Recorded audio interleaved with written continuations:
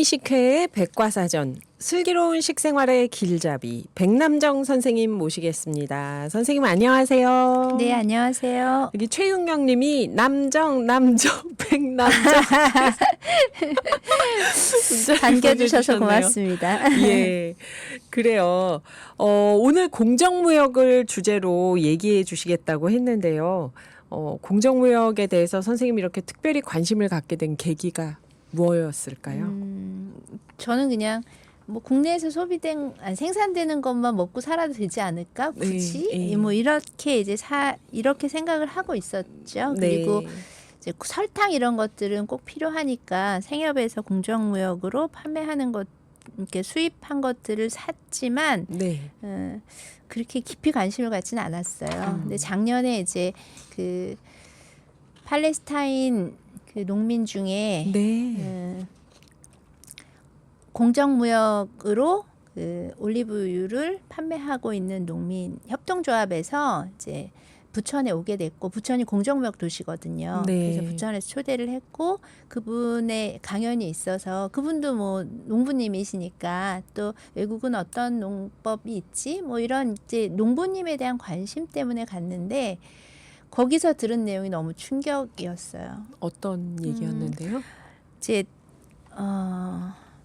그 팔레스타인은 이스라엘이 지금 지배를 하고 있잖아요. 그쵸, 그러니까 지금 우리나라 영토 분쟁이 네, 계속 우리나라 그러니까 영토 분쟁이라고 얘기하지만 사실은 영토 분쟁이 아니고 지배를 하고 있어요, 실제로. 그래서 그 팔레스타인 자치구, 서한 자치구라고 네네. 하는 곳에 ABC 지역으로 나누는데요.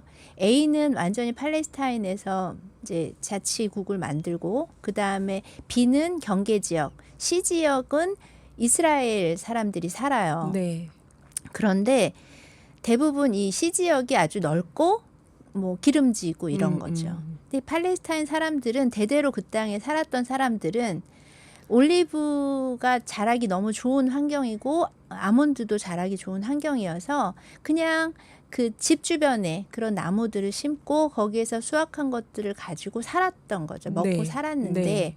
어느 날 자기가 농사짓던 지역, 살던 지역에서 다 쫓겨나고 그랬죠. 한 곳에 이제 지금 살고 있으면서 농사를 지으러 가려면 몇 개의 검문소를 지나야 되는데 그 검문소에는 총을 든 이스라엘 군인이 서 있고 네. 그냥 아무 이유 없이 쏴 죽여도 아무도 항의를 할 수 없는 그래서 그런 상황이래요. 그 검문소를 지나서 농사 짓는 곳으로 가야 되니까. 네. 그래서 그런 사진들이 나오는군요. 민간인들에게 괜히 이렇게 모욕을 주는 이런 사진들이. 네, 그럼요. 그러니까 그냥 안 부딪힐 수 없는 상황인 거죠. 네, 네. 그러니까 이제 농사를 지으러 가야 되는 상황이 너무 열악하니까 그 조금 지금처럼 상황이 안 좋아지면 아마도 그 검문소의 분위기도 더 험악해질 거란 네, 생각이 네. 들어요. 그리고 얼마 전에 그 TV에서 그 이스라엘 군인이 네. 뭐 십자가인가요? 아니면 뭔가 종교의 상징물을 막 그 모욕하는 그리스도 일들을 머리를 네, 그랬나요? 때린 거죠. 예. 그거를 보면서 저는 일상적으로 누군가에게 폭력을 행사했던 사람은 그 폭력이 아무렇지도 않을 거고 그게 그 전 세계적으로 나온 것 아닌가, 드러난 것 아닌가 네. 이런 생각이 들었어요.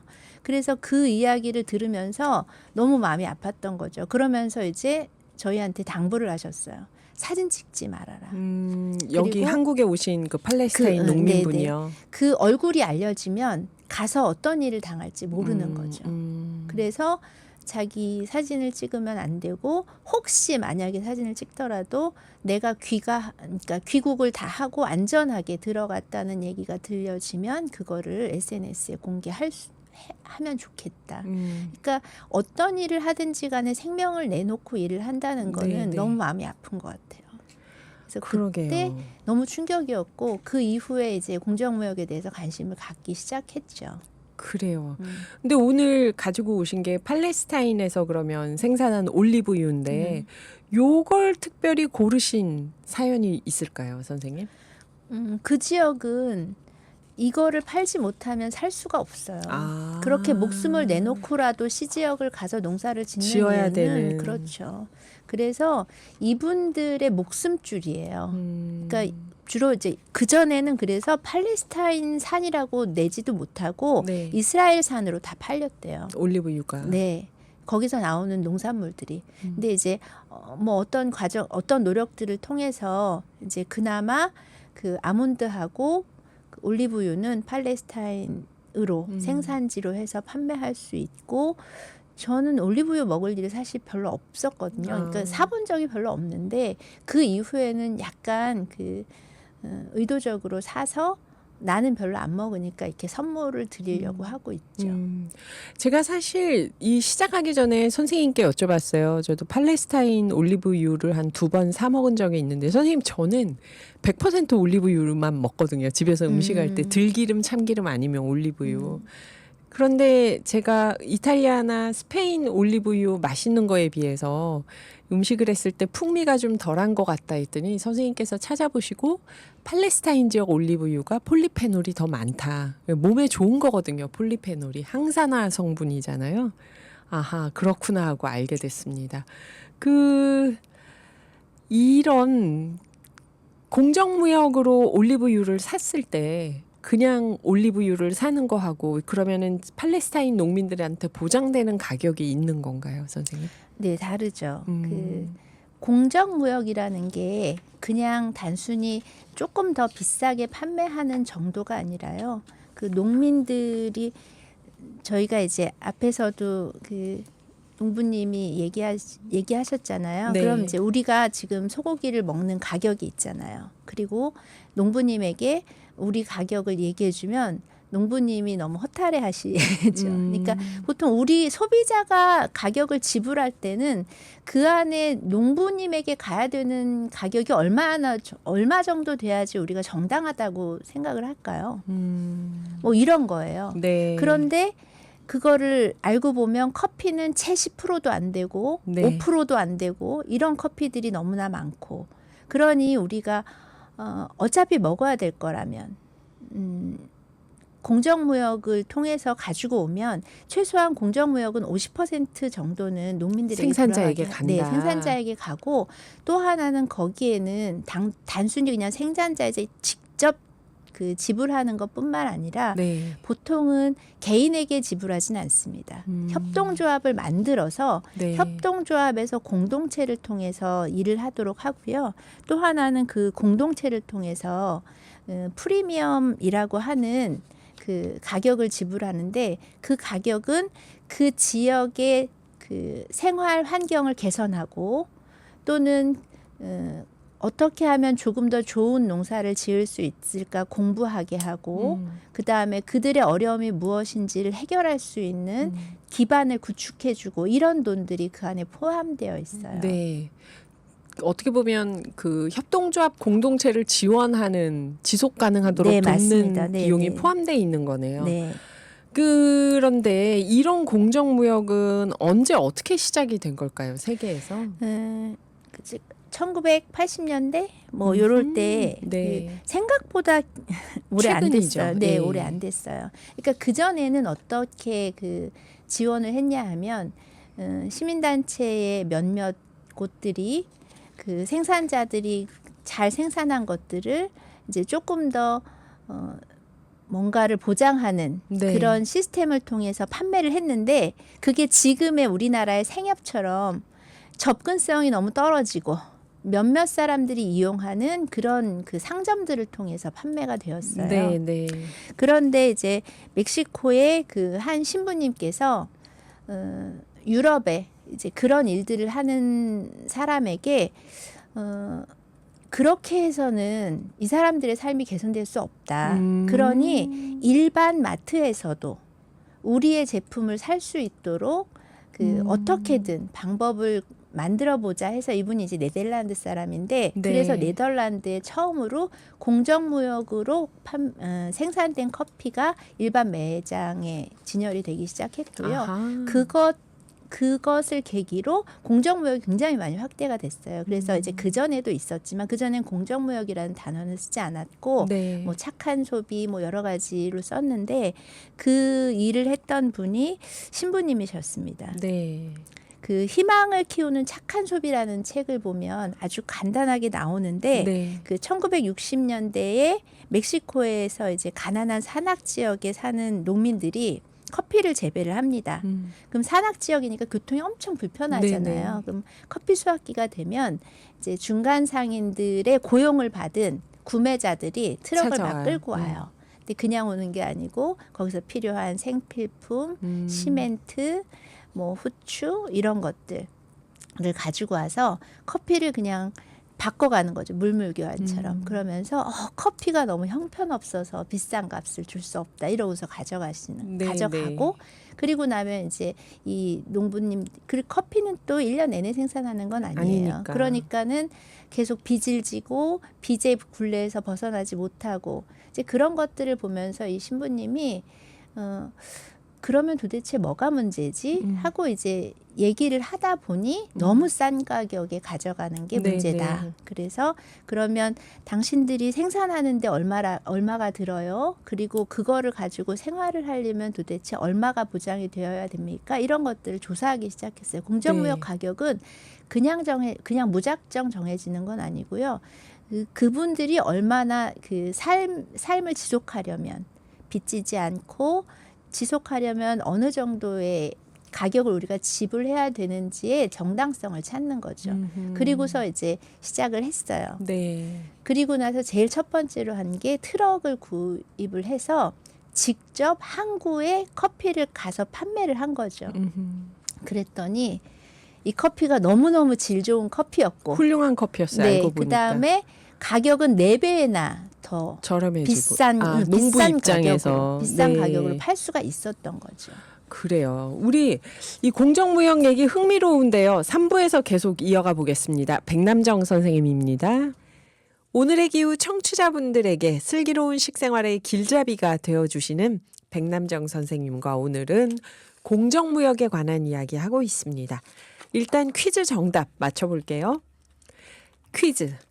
생산자에게 정당한 대가를 지불해서 빈곤의 고리를 끊고 경제적 자립을 돕는 걸 공정무역이라고 하는데요.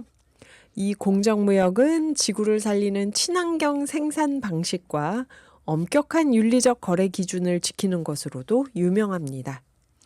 특히 시장 가격이 아무리 폭락해도 생산자가 최소한의 생계를 유지하고 다음 농사를 준비할 수 있도록 이걸 꼭 보장해 주는데요. 생산자들에게는 마지막 생존 안전망과도 같은 돈이죠. 이게 1번 희망 소비자 가격, 2번 최저 보장 가격. 정답은 몇 번일까요, 선생님? 2번. 2번. 네, 최저 네, 보장 가격. 많은 분들이 다 알고 계시네요. 네. 그러니까 공정무역 제품은 4가지 정도 특징이 있는데요. 네. 첫 번째가 이제 최저 보장 가격입니다. 그래서 그분들이 얼마 정도를 최저로 잡아야지 지속 가능한가, 농업을 하면서도 살 수 있을까. 그다음에 이제 두 번째가 추가 프리미엄이라고 해서 아까 얘기한 대로 개인적으로 해결할 수 없는 그 협동조합에서 트럭을 산다든가 아니면 네. 조금 더 친환경적으로 농사 지을 수 있는 어떤 농법들을 배우고 뭐 이런 지역사회 개발기금 이런 것들을 제공을 합니다.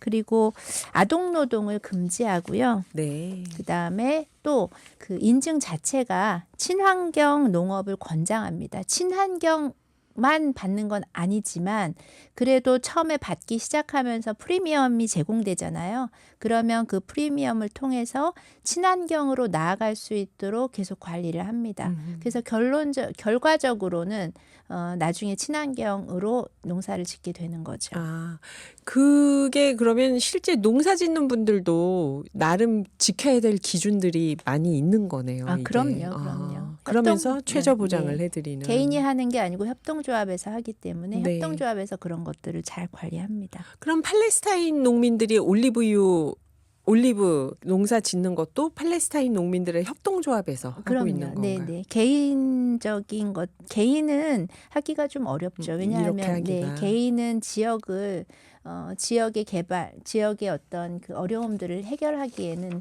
한계가 있기 혼자서 때문에 하기는 네, 힘드니까 맞습니다. 협동조합 형식으로. 네. 근데 이제 소비자 입장에서는 음.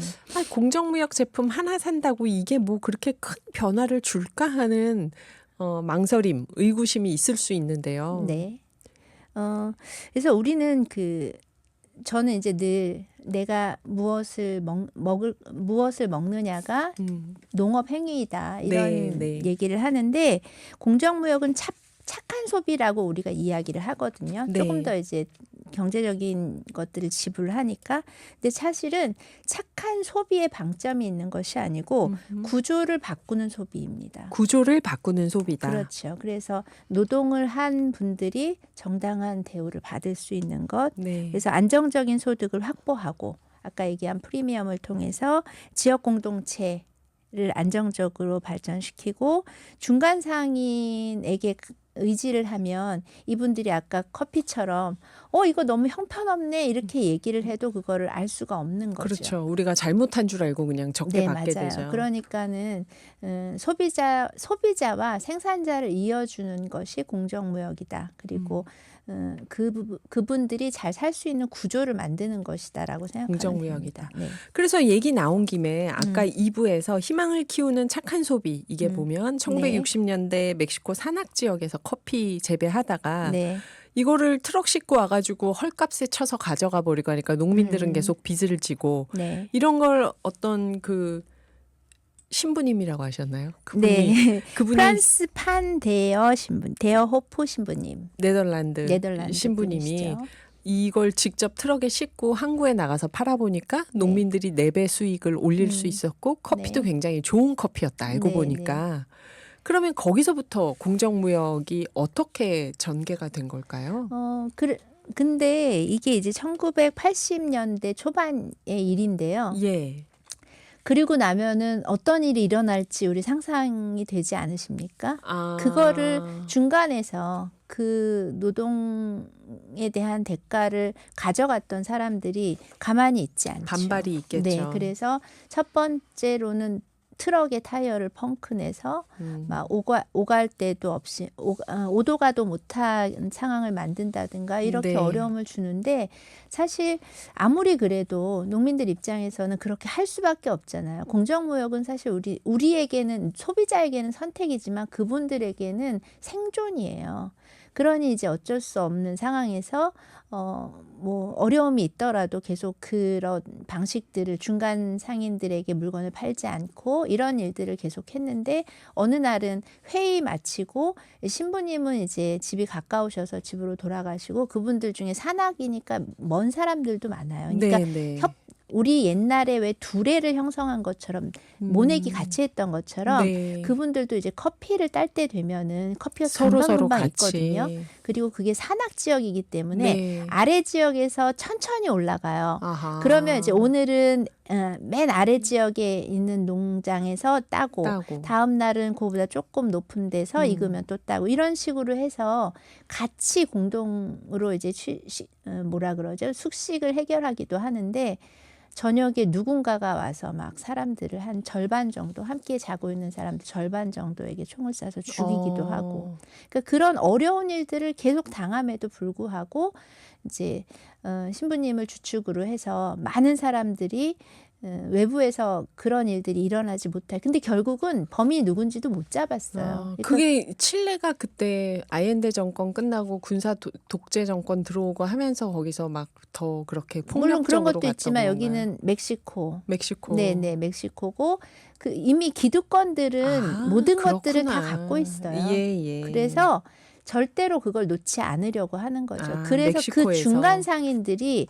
그 지역에서 다른 일자리를 찾아서 떠난 그 시기가 한 3, 4년 정도 걸려요. 시기가. 네. 그러니까 그때까지는 계속 탄압 아닌 탄압, 생명의 위협을 느끼면서 살았던 거고 이제 그러면서 아까 얘기한 그 네덜란드 개발 운동가 네덜란드에서는 이미 이제 그런 움직임들이 공정무역에 좀 있었고 대해서 생산자에게 공정한 대가 이런 것들이 있었기 때문에 이제 그런 운동을 했던 사람과 만나서 처음으로 공정무역 브랜드 커피를 만듭니다. 그리고 이거는 특정 상점에서 판매하는 것이 아니고 아까 얘기한 대로 모든 마트에서 모든 마트에 판매할 수 있도록 했으면 좋겠다. 그래서 그게 1988년 네. 건가? 네. 아하. 그래서 지금 이제 거의 한 40년 가까이 오면서 공정무역이 네. 여러 품목으로 여러 나라로 확장이 된 거네요. 네, 처음엔 그렇죠. 커피로 시작했다가 네. 멕시코 커피. 네. 그래요. 그러면 이제 우리가 공정무역하면 이렇게 다 커피를 생각하는 건 이런 역사적 이유도 있을 텐데요. 오늘 소개해 주시는 거는 올리브유하고 설탕이잖아요. 네. 저거는 선생님 원당이라고 하더라고요. 마스코바도. 네. 요거는 어떤 상품들일까요?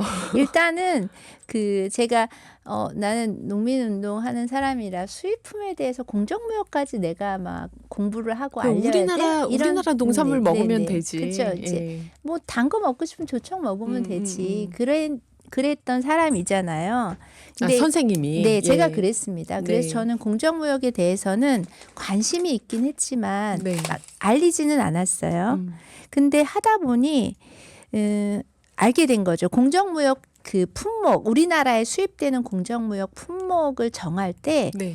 국내 생산의 5%가 안 되는 품목들만 들어올 수 있대요. 아, 그러니까 국내 농민들하고 경쟁하는 게 아닌 품목으로. 아닌 거죠. 그렇죠. 그러니까 설탕은 우리 못 만들죠. 네, 국내에서. 그러니까 나름 공정무역에 대해서 관심을 갖고 지지를 해도 그렇다고 우리 농촌을 배신하는 건 아니다. 저는 네. 살짝 우리 농촌을 배신하는 거 아니야 이런 마음이 있었거든요. 음. 그 팔레스타인 농민을 만나기 전까지는. 네, 네. 근데 이제 공부를 시작하면서부터 아, 내가 정말 무지했구나 이런 생각이 들었어요. 자, 이건- 이제 설탕 얘기를 좀 해보자면 네. 이 설탕은 필리핀에서 만든 거고요. 필리핀. 네네. 원당 설탕이 또 대표적으로 그 다국적 기업들이 대량으로 사들이고 노동을 착취하는 품목 중에 하나입니다. 네. 그래서 설탕도 되게 중요하죠. 그러니까 이게 공정무역 제품들을 보면은 몇 가지 특징이 있는데요. 네. 제일 첫 번째가 다국적 기업들이 대량으로 사들여 가지고 농민들이 너무 어려운 처지에 처해져 있는 그 작물들을 주로 많이 하고 있고요. 네, 네. 두 번째로는 이제 그렇게 되면은 가격 결정권이 없어요. 그러니까 그냥 내가 아무리 100원을 받고 싶어도 50원 아니면 난 안 사가 이러면 50원에 팔 수밖에 없고 그런 품목들이 주로. 그다음에 세 번째로는 사람들이 계속 재구매를 할 수 있는 상품들이 거의 공정무역 제품들입니다. 네. 이렇게 우리가 공정무역으로 구조를 바꿀 수 있는데 좋은 영향을 줄 수 있는 소비를 한다는 건 좋은데 그러면 이제 일단 설탕도 그렇고 올리브유도 그렇고 설탕이 특히 플랜테이션이 딱 떠오르잖아요. 네. 대규모로 네. 단일 작물을 음. 경작하는. 그러면 그 지역에서는 공정무역이지만 수출하려고 단일 작물만 재배할 텐데 그거는 그러면 이 기후위기 시대에 적정한 거라고 볼 수 있을까요, 선생님? 저도 그런 오해가 살짝 있었는데요. 네. 아까 얘기한 그 프리미엄이 이런 것들을 좀 해결을 합니다. 그래서 그 우리가 지불하는 가격 중에 노동에 대한 대가가 있고 거기 프리미엄에 대한 그 제공을 하는데 그 프리미엄이라는 것 안에는 그분들이 농장에서 그 자기의 어떤 다른 그 생계 수단을 위해서 하는 농업 이외에 그 안에서 다른 작물을 네, 하고. 다른 작물을 소농으로 농사지. 그러니까 왜 협동조합을 만드냐 하면 다들 네. 소농이기 때문이에요. 소농을 모은 네, 협동조합이지 맞아요. 기본- 대규모 플랜테이션이 아니다. 기본이 소농이다. 그래서 그 실질적으로 생계에 필요한 네. 자기가 먹어야 되는 농작물들을 농사지을 수 있도록 지원을 합니다. 아하. 시스템적으로. 네. 그럼 단일 작물이 안 되는 거죠. 그 그렇죠. 땅 그래서 안에서. 그래서 이제 일정 농장 토지의 일정 부분은 상품을 개발하기 위한 농사를 짓지만 네. 다른 부분의 땅들은 그분들이 먹고 살 수 있는 다양한 작물들을 지을 수 있도록 아예 좀 선을 그어놓는 거죠. 구획을 정하고 네, 지원하는 맞아요, 걸로. 맞아요. 그래서 우리가 생각하는 거랑은 좀 다르게 그 안에서 새로운 생활 그 패턴들, 생활 모델 이런 것들이 많이 만들어지도록. 만들어지고 있고 뭐 설탕으로 치자면 사실 공정무역을 통해서 들어오는 그 마스코바도가 뭔가 좀 가치 소비를 하는 것 같다라는 생각만 하시지만 제가 이제 영양적인 공부를 해보니 네. 영양적으로도 그 정제 설탕이라고 하는 사실 백설탕, 갈색 설탕, 흑설탕이 다 정제 설탕이에요. 그렇죠. 선생님 네. 예전에 그 말씀하셔서 네, 제가 했죠. 그때 이후로 계속 마스코바도만 먹고 있습니다. 네, 우리는 갈색 설탕이 마스코바도랑 헷갈릴 수 있어서 네. 말씀드리는데 그런데 이제 그 비정제 설탕 같은 경우엔 그 안에 약간의 무기질들이 들어있어요. 특히 중요한 게 칼슘인데요. 네. 칼슘이 우리 몸에서 소화 흡수되려면, 그러니까 설탕이 우리 몸에서 소화 흡수되려면 칼슘이 필요한데 정제 설탕은 몸에 칼슘을 뺏어가는 거고 얘는 이미 그 제품 안에 칼슘이 들어있기 들어있고. 때문에 우리 몸에 칼슘을 뺏어가진 않는다. 칼슘을 보충해 주진 않지만 그래서 그런 의미에서는 영양적으로 우수하다고 얘기를 하는 거죠. 네. 그리고 제가 먹어보니까 마스코바도가 맛있어요. 맛도 맛있어요. 있죠. 네, 맞아요. 비정제 설탕, 그러니까 백미가 아니라 현미인 것처럼 영양소가 많은 게 설탕도 꺼려 하시는 분들 마스코바도로 드시면은 영양학적으로 약점이 많이 보완된다고 합니다. 물론 너무 많이 드시면 안 됩니다. 그래요. 오늘 선생님께서 청취자 선물로 지금 말씀해주신 공정무역 원당 마스코바도 이 설탕이랑 올리브유, 팔레스타인 올리브유 선물을 가지고 오셨어요. 이걸 지금 청취자분들한테 선물해 주시는 건데요. 어떤 마음을 전하는 걸까요? 우리가 공정무역 제품을 이렇게 선물을 할 때. 많이 먹는 것보다는 질 네. 좋은 것들을 먹어라. 그리고 이 음식을 통해서 연결되어 있는 그 우리가 가치사슬이라고 하거든요. 그 가치사슬을 좀 생각해 보면 어떨까. 내가 그냥 누군가의 그 피땀 눈물이 들어가 있는 걸 먹는 것이 아니라 누군가의 행복이 들어가 있는 음식을 먹는 게 진짜 행복한 음식 아닐까 이런 생각을 했습니다. 네. 농민들이 행복하게 만들고 정당한 보상을 받는 음식을 먹을 때 우리도 그 가치 사슬에서 좀 더 행복할 수 있는 거니까요. 네. 공정무역이 전 세계 농업인들의 노동을 지속할 수 있도록 농업이 지속되도록 도와주는 소비라고 말씀을 해주시니까 다른 건 몰라도 설탕하고 올리브유는 계속 공정무역으로 먹어야겠구나 하는 생각이 드는데요. 끝으로 이렇게 연결된 세계에 살고 있는 우리 청취자분들께 마무리 말씀을 해주신다면요. 올해도 5월에 그 팔레스타인 농민이 오실 계획이에요. 올해 5월에도요? 네네, 다음 달에. 그래서 또 그분들을 만나서 지금 상황이 더 나빠졌을 텐데 그곳 상황은 어떤지 얘기를 좀 들어보고 전달해 드렸으면 좋겠다 이런 마음이 있고요. 꼭 전해주세요. 선생님. 네네. 그러니까 우리가 값싼 식품을 먹는다는 건 분명한 불공정 구조가 그 안에 들어있다는 거예요. 그래서 그 가격을 잘 그러니까 내 가치를 인정하고 거기에 대한 정당한 대가를 지불할 마음의 준비가 되어 있었으면 좋겠다. 특히 음식을 통해서는 네. 그런 소비들이 늘어날 때 이 사회적 변화가 일어날 수 있다라는 이야기로 마무리를 하겠습니다. 그건 선생님 꼭 외국에서 들어오는 공정무역 제품만이 아니라 우리나라 농산물 중에서 친환경 농산물을 소비하는 게 곧 친환경 농민이다. 예전에 말씀해 주셨던 것도 네. 같은 맥락이겠어요. 그렇죠. 그래요. 우리 선생님께서 근데 이거 추가로 하나만 여쭤볼게요, 선생님. 아까 왜 공정무역 처음 시작할 때 모든 마트에서 살 수 있게 해야 된다. 네네네네네. 공정무역 커피를 그랬잖아요. 우리가 저 공정무역 올리브유하고 공정무역 원당을 사려면 설탕을 사려면 어떻게 구입할 수 있을까요? 온라인 검색? 온라인도 많이 판매를 하고 있고 네. 그다음에 그 판매하는 아직은 우리나라는 그래도 판매하는 곳이 이렇게 정해져 있어요. 생활협동조합. 네, 생활협동조합 우리 생협이라고 얘기하는 네. 그런 데들을 좀 가서 거기서는 어떻게 소비자와 생산자를 잇고 있는지를 확인하시면 좋을 것 같다. 그리고 꼭 공정무역 아니어도 거기에 있는 제품들에 조금 더 관심을 가지면 일단 우리나라 농부님들이 행복하실 거다. 이런 예. 말씀을 드립니다. 그래요. 그리고 제가 보니까 올리브유 가격이 요새 하도 올라서 마트에서 일반 올리브유가 공정무역 올리브유 가격이 지금 비싼 게 아니더라고요. 오늘 백남정 선생님 얘기 들으면서 어떠셨는지 모르겠네요. 저는 가자지구에 대한 뉴스 많이 들으면서 그걸 올리브유까지 연결해서 생각은 못 해봤는데요. 팔레스타인 지역에서 분쟁이 끝나고 평화가 정착되기를 바라는 마음으로도 이 올리브유를 사게 될 것 같습니다.